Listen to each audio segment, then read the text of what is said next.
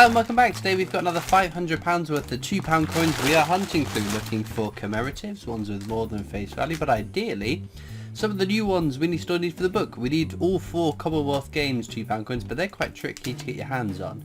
We also need the Olympic Centenary, Olympic Rio Handover, London Underground Roundel, the World War I Navy Centenary with the flag era, and then 2021 Britannia, which doesn't exist. I think the one we're most likely to get is probably the Underground Roundel. The rest are quite scarce and hard to get, but we've rapidly ticked off all bar the rarest of coins. So let's get into this bag, see what we find.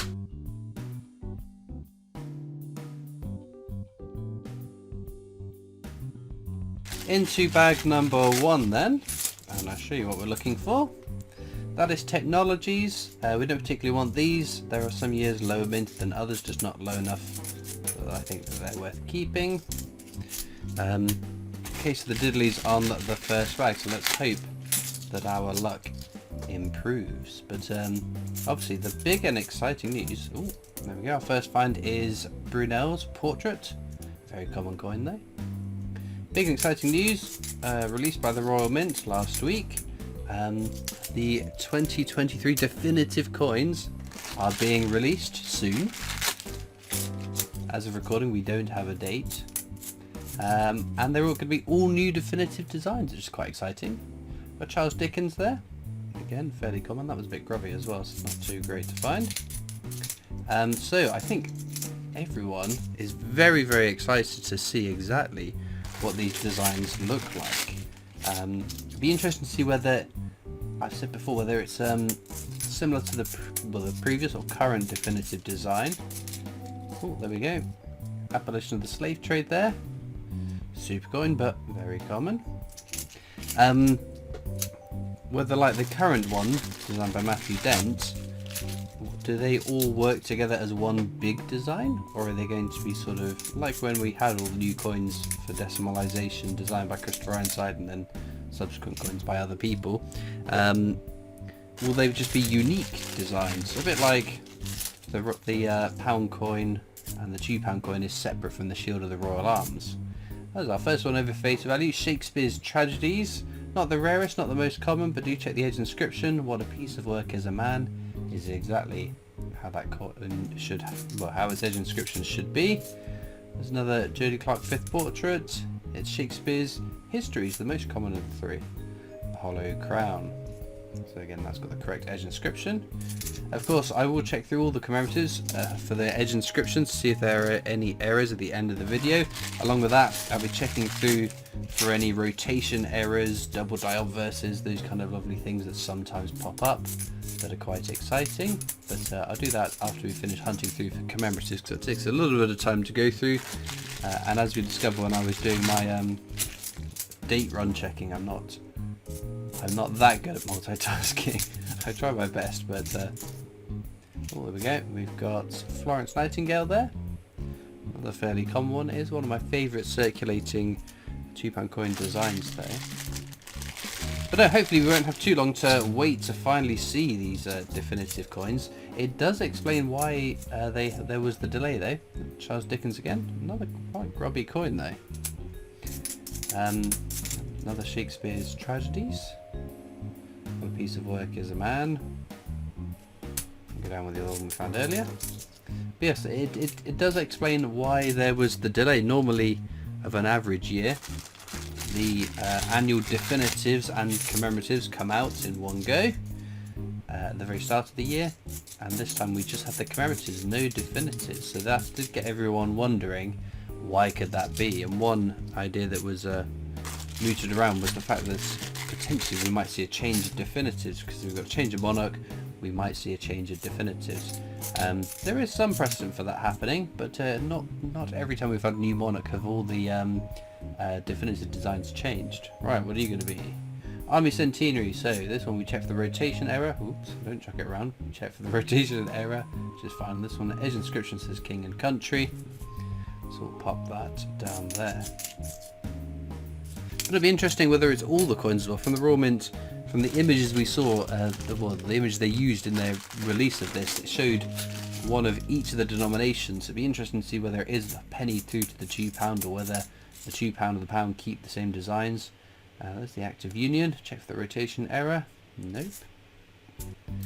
And whether the pound coin in this one is the one we have, it was designed by, is it Michael Armitage? That they announced, crumbs, ages and ages ago. It was supposed to be this year, the 40th anniversary of the pound coin. We were getting our first unique design on it since the changeover in 2017 to the coin we use today. So it'll be interesting to see in this definitive set whether that is the design used or whether obviously the new pound coin design was announced before the death of the Queen and King Charles becoming our new monarch. We've got Lord Kitchener there. So Lord Kitchener, you want to check for the mule error. So at the bottom on the obverse, the head side, it should say £2 at the bottom there. But as you can see, it does. The mule error is where the wrong die has been used to strike the coin, and it doesn't say £2 at the bottom. But as we know, that one is fine. Army Centenary, no rotation error. Age inscription is all correct and present. Present and correct. So yes, still some questions to be answered. It'd be interesting as well if they don't use this 40 years of the £1 coin design, which we've all been anticipating. What's going to happen with that? Will it just be scrapped? Because we are rapidly, looking over my piles of coins here, we are rapidly running out of time this year for new releases. So will they go the same way that the 25 years of the £2 sets went? We're supposed to have a whole bunch of the older designs restruck for collectors, much like they did with the 50p in 2019. But those sets seem not to have seen the light of day. We did get the 25 years of the £2 coin, the unique coin, but that was not the sets we were all expecting. Right, what are you going to be? Another Army Centenary, so there's no rotation error on that. For King and Country, nothing more to be had from that one. But no, it is quite nice having a coin to be really coins to be really excited about. Obviously, when King Charles became our king, we knew that his portrait was going to appear on coins, and that was quite an exciting time as well. Gunpowder plot there. Another fairly common coin, and there's the second Brunel design, Brunel's Achievements, the Archers at Paddington Station. So yeah, a change of portraits on our coins was the last majorly exciting thing. There have been some exciting coin releases, like I was quite excited for Star Wars, and I think that's probably the most excited I've been for a coin release this year. Harry Potter was quite an exciting opportunity for the Mint to sort of grow coin collecting into a new area of people. So Harry Potter fans, that coin might have started them off collecting and really helped grow the hobby. But a change in the definitives is very exciting. On the flip side, I am a little bit disappointed because in the past, when there have been changes to the definitive designs, it has been an open public competition, so anyone could have created that design and put it forward to the Royal Mint. And it seems that that's not going to be the case now, unless this is just the definitive designs used one for this year, for the year of his coronation, and then maybe next year we'll go back to the standard Matthew Dent's definitive designs for a number of years, and then there could be a public competition to redesign it, but I think that's probably a bit of a stretch if I had to hazard a guess. And bear in mind that I normally call these things totally wrong. These new definitive designs, I imagine, will be the definitives that are used from here on out until the next change, but the current definitive designs haven't changed for 15 years. Right, haven't done an edge hunt, so we need to do one, otherwise there'll be angry people in the comments.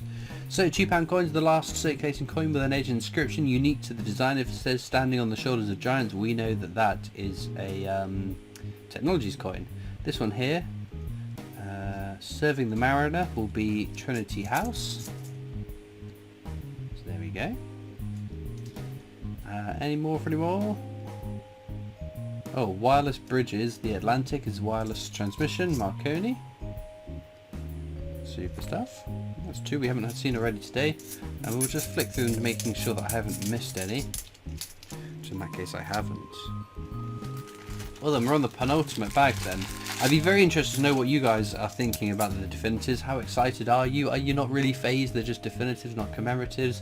I think there's quite a bit of buzz about them though.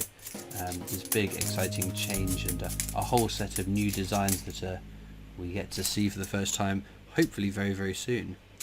Well then, last bag of the hunt. It's been a reasonable hunt. We've got a few Shakespeares, a nice selection of the fairly common coins, nothing extraordinary, but that's the way it goes sometimes. As ever, links are in the description of this video to my coin collecting Discord server if you want to come over and join that. There's also links to my other social media channels, the PO Box address if you want to write into me, and the Britannia Coin Company's YouTube channel, who I work for as my day job making videos for them, so please do check that out as well. I'm going to whiz through the coins now, see whether there are any errors I might have missed. Well then, unfortunately no errors found in amongst all the rest of those coins and nothing new for the book, but that's the way it's going to go now that we are slimming down the ones we still need. But a couple of nice finds, but I'd like to know in the comments though what your favourite coin from today's video is, and all it leaves me to do. Thank you so much for watching. I hope you've enjoyed, and I'll see you next time for more coins. Bye!